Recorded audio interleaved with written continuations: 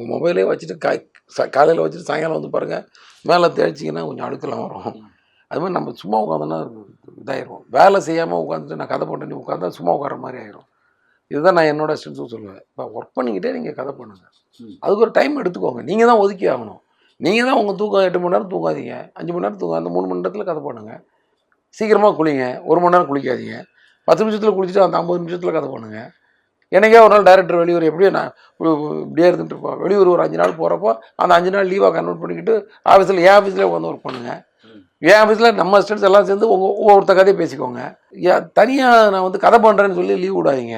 உங்கள் மனசே தூசு அடைஞ்சு போயிடும். ஏன்னா வேலை செஞ்சுட்டு ஆடிய கால்களும் ஓடிய கால்களும் வந்து நின்னாச்சுன்னா அப்புறம் வந்து அது வந்து அப்படித்தானே உங்களுக்கு நமக்கு மனதளவில் நம்ம வந்து சும்மா இருந்தால் ஒரு ஐடியல்